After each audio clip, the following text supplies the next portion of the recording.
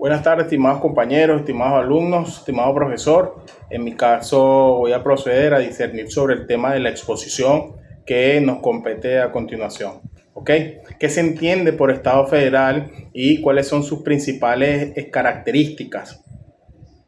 Un Estado federal es un sistema de gobierno donde el poder se distribuye, ¿ok?, entre un gobierno central y gobiernos regionales que tienen un grado notable de autonomía.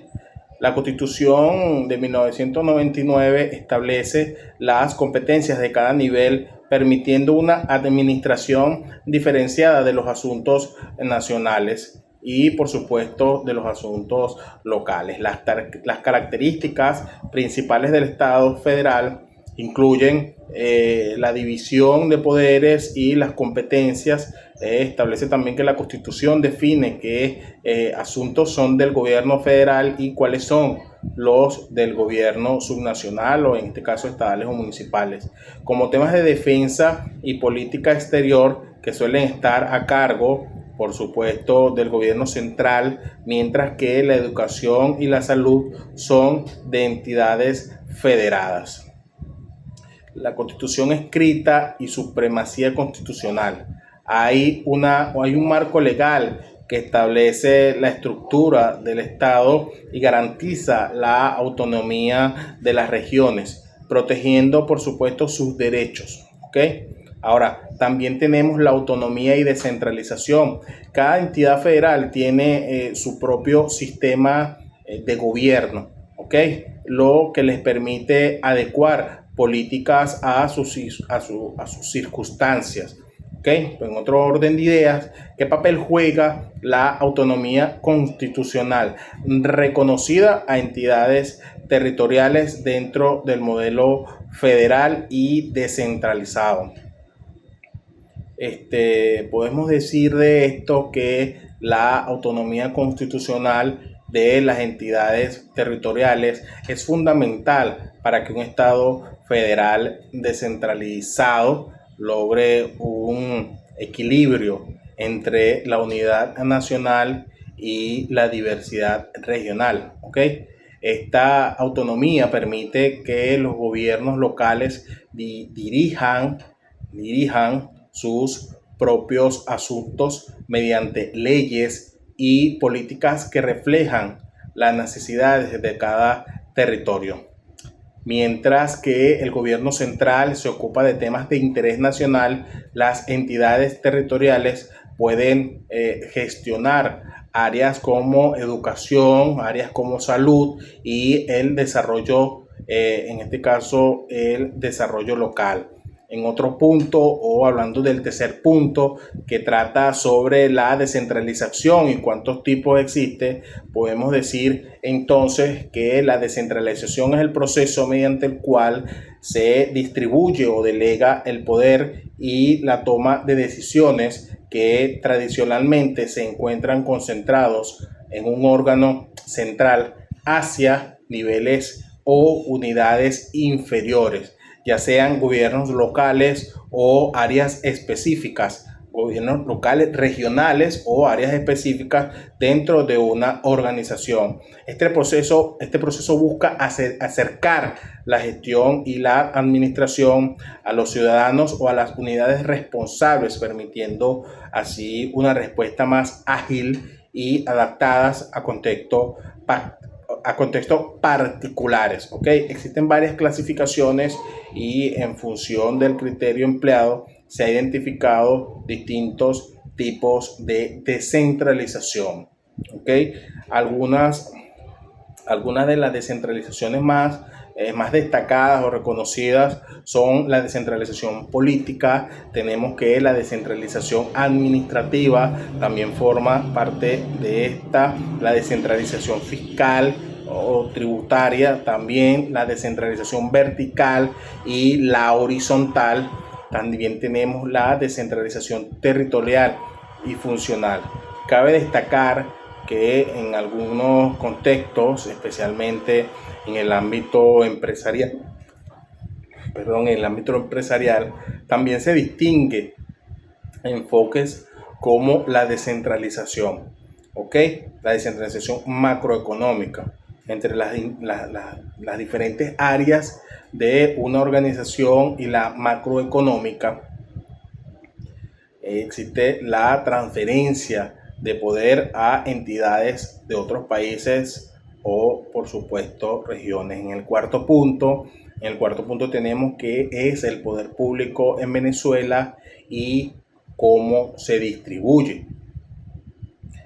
Bueno, tenemos que el poder público en Venezuela se distribuye o se refiere en este caso al conjunto de instituciones y órganos a través de los cuales el Estado ejerce su autoridad y garantiza la administración y la gestión de la sociedad y se organiza democráticamente. ¿Ok? Tradicionalmente en la república se distinguían tres poderes, que es el legislativo, tenemos el poder ejecutivo y el poder judicial. Pero desde la aprobación de la Constitución de la República de 1999 en Venezuela, el poder público se ha configurado en cinco ramas importantes, que actualmente, bueno, tenemos el poder ejecutivo, que es liderado por el presidente de la República, el vicepresidente de la República, los ministros de esta gestión y el Consejo de Ministros, ¿ok? Ellos dirigen la política general del país y ejecutan las leyes y gestionan la administración pública. Por otra parte, tenemos el Poder Legislativo representado por la Asamblea Nacional. Es un órgano unicameral encargado de elaborar y aprobar leyes y supervisar, por supuesto, al Ejecutivo Nacional y decidir sobre el presupuesto público. En otro orden también tenemos, en tercer lugar, tenemos el Poder Judicial conformado principalmente por todos los tribunales, el Tribunal Supremo de Justicia en la cúspide, cuya función es impartir justicia y garantizar la aplicación de la ley de manera imparcial. También tenemos el Poder Ciudadano integrado por la Contraloría General de Venezuela, tenemos la Defensoría del Pueblo y, por supuesto, el Ministerio Público. Estos tres son representados por el Poder Ciudadano. Y por último, y no menos importante, tenemos el Poder Electoral, que es el Consejo Nacional Electoral, pues, que es el encargado de regular y supervisar los procesos electorales para asegurar la transparencia y la legitimidad de las elecciones en el país. La distribución del poder público en Venezuela se estructura de forma tanto horizontal como vertical. En la distribución horizontal tenemos las cinco ramas mencionadas, ¿ok? Cada una con sus funciones claramente definidas y mecanismos de control mutuos que aseguran la separación de poderes, ¿ok? Esta organización pretende evitar la concentración de un poder en un solo órgano y fomentar un equilibrio que permita la rendición de cuentas y el respeto a la democracia. Ahora también tenemos la distribución vertical, que es el poder que se organiza en tres niveles, en este caso tres niveles territoriales, que es el poder público nacional, que atiende asuntos de trascendencia nacional como la política exterior y la defensa y la macroeconomía. También tenemos el poder público estatal, que corresponde la administración y gestión de competencias en el ámbito de los estados, considerando las particularidades regionales, y también tenemos el poder público municipal. Se orienta pues la atención y solución en problemáticas locales, acercando la gestión pública al pueblo, en este caso al ciudadano. ¿Ok? En un quinto punto tenemos que cuáles son las principales competencias del poder público. Bueno, del poder público te puedo decir que se puede describir las principales competencias de cada rama. En el Poder Ejecutivo tiene la ejecución de leyes y políticas públicas o la dirección de la política estatal. También tenemos la gestión de recursos y la administración. ¿Ok? Tenemos que en el poder legislativo tenemos la elaboración y aprobación de leyes, en este caso la Asamblea Nacional, la fiscalización del Ejecutivo, como lo decía anteriormente, y la representación de cada ciudadano o representación de los ciudadanos en la Asamblea Nacional. Tenemos que el Poder Judicial, la administración de justicia, la protección de los derechos y por supuesto la independencia legal. También tenemos pues el poder ciudadano, no es más que el control y la rendición de cuentas de todos estos poderes anteriores mencionados, y también tenemos la protección de los derechos ciudadanos, incluso el fomento de la participación.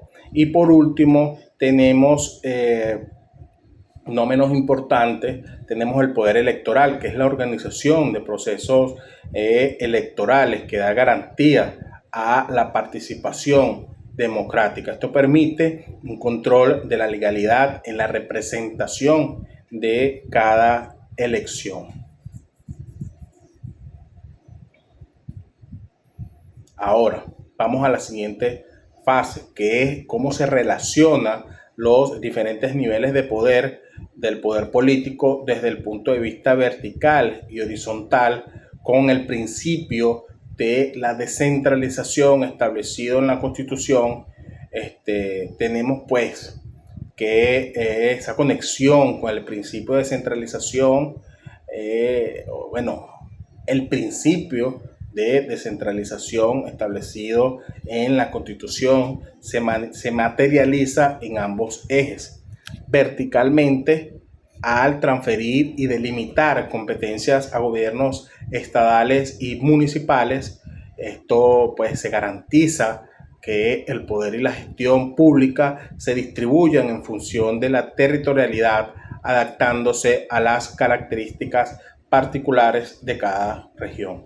Esto rompe históricamente, por supuesto, con prácticas centralistas, permitiendo una administración más flexible, participativa a nivel local. Tenemos que horizontalmente, a través de la división de poderes en ramas distintas, como antes mencionado, la Constitución asegura que ninguna institución acapare todas las funciones del ejercicio estatal. Esto no solo fomenta la independencia de cada poder, sino que también propicia mecanismos de coordinación y control que favorece la rendición de cuentas y la participación ciudadana.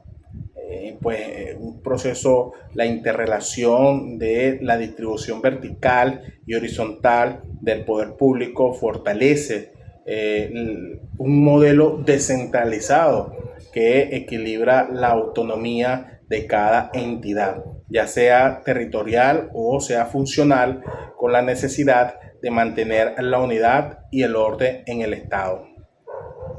Fíjense que este diseño constitucional pretende asegurar que la gestión pública sea más transparente, eficiente y acorde a las demandas de una sociedad diversa y dinámica. Tenemos que las competencias exclusivas se refieren a aquellas materias o funciones sobre las cuales únicamente una administración, por lo general el Estado central o el ente competente de un sistema determinado, tiene la potestad integral de legislar, ejecutar y regular la materia sin que otra entidad pueda intervenir en este ámbito. Esto significa que la autoridad que posee estas competencias actúa de forma autónoma y con plena capacidad para definir sus políticas y normativas sin compartir con otros niveles de gobierno. Por ejemplo, en muchos ordenamientos constitucionales se reservan materias como la defensa, las relaciones exteriores o la política monetaria como competencias exclusivas, en este caso del Estado. ¿Ok? En contraste, tenemos también las competencias concurrentes. Estas se presentan cuando dos niveles o más niveles de gobierno comparten la potestad para intervenir en una misma materia. ¿Ok? En estos casos, el Estado suele establecer un marco normativo general o mínimo a través de una ley básica, mientras que las entidades subnacionales como regiones, comunidades autónomas o municipios pueden desarrollar, complementar o adaptar dicha norma a las particularidades de su territorio. ¿Ok? Y bueno, en un último punto número 8, tenemos qué se entiende por personalidad jurídica plena en el contexto de Estado. El concepto de personalidad jurídica plena en el contexto de Estado se refiere al reconocimiento legal del Estado como un sujeto de derecho,